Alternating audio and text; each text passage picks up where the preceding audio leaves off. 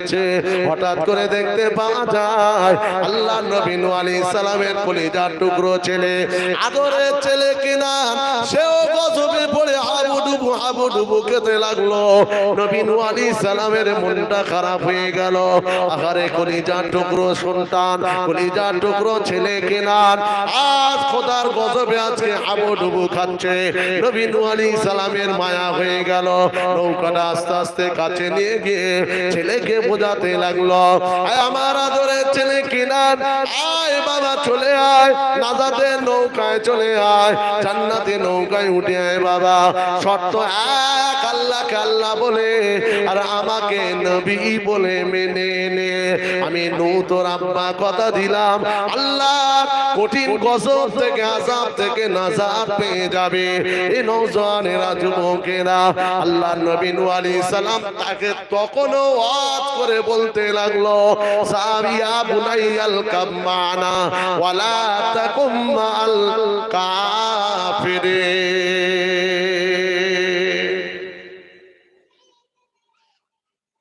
কাফেরদের দলভুক্ত হোস নি, উঠে আয়, উঠে আয়। যা হয়েছে খোদার গজব শুরু, এবারে যদি বাঁচতে চাস উঠে পড়। শর্ত কি? আল্লাহকে আল্লাহ আর তোর বাপকে বলেন নবী।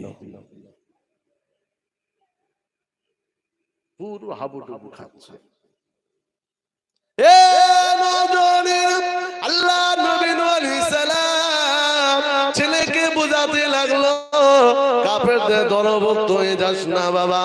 ইয়া বুনাইয়াল কামানা ওয়ালা তাকুম মাল কাফিরিন, এই কথা বারবার বোঝাতে লাগলো। এ নওজওয়ানেরা যুবকেরা, ওই সময় ছেলে বাপের দিকে তাকিয়ে তাকিয়ে অহংকার করে বলেছিল, সাবি ইলা জাবালিন ইয়াসিমুনি ইলাল মা।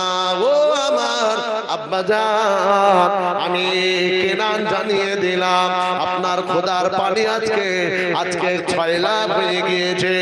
এই পানিতে আমি সাঁতার দিয়ে আমি ওই যদি পাহাড়ের মাথায় উঠে যাব, আপনার খোদার পানি আমাকে কিছুই করতে পারবে না।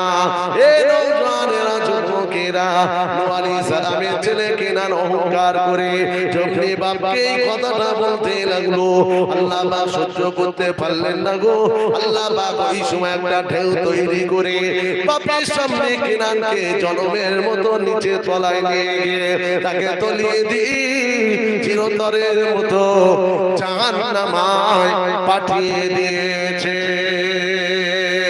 আরো জোরে বলুন সুবহান। বোঝাতে চাইলাম কি যে নবীরা ওয়াজ করেছে যে নিজের ছেলেটাকেও বাঁচানো গেল না। কেন? ওয়াজ শোনার পরে সে এই জায়গায় ঠেলে। এই কথা ঠিক বলছি না ভুল বলছি? এই জায়গাটা বড় নিয়ামতি জায়গা। এটা ভালো তো সব ভালো, এ ভালো দুনিয়া আখিরাত সব ভালো। এই জায়গাটা ভালো তো আল্লাহর জান্নাত এবং লিকায়ে রব্বি, আল্লাহর দিদারটা নসিব হয়ে যাবে। জোরে বলেন। আমাদের সব ভালো, গাড়ি আছে, বাড়ি আছে, খাওয়া আছে, দাওয়া আছে, সুস্থ শরীর, চেহারা, সৌন্দর্য, আলহামদুলিল্লাহ, কোনো দিকে কোনো অসুবিধা নাই। এই জায়গাটা আমাদের কথা বলেন ভালো আছে, এই জায়গা ভালো নেই। আর এই জায়গা যদি ভালো না থাকে আর এই জঞ্জালে যদি কেউ বীজ ফেলে, গাছ ভালো হবে না খারাপ হবে? একটু আপনাদের অসুবিধা হচ্ছে না? হ্যাঁ, আমি একটা লাইন ধরে ওয়াজ করি, লাইন ধরেই এগিয়ে যাবো, আপনারা একটু ধৈর্য ধরে। আর যদি খুব অসুবিধা ঘুরপাক খান, অসুবিধা ডায়মন্ড হাওড়া জলসা, আমি সত্যি কথা বলছি, আমি নেই না। কেন? এই কষ্ট করে আসা না খুব রিস্ক। আমি বেরিয়েছি ধরেন আসরের নামাজ পড়ে, পাগলের নিজে গাড়ি চালিয়ে এলাম, আপনি জানেন পাগলের মতো এসেছে। প্রত্যেকটা মানুষ একটা সময় দেওয়া আছে, আর সময়ের খেলাফ হয়ে গেলে কমিটিও পেরেশান হয়ে যাবে, আর পূর্বের বক্তাও লাফালাফি।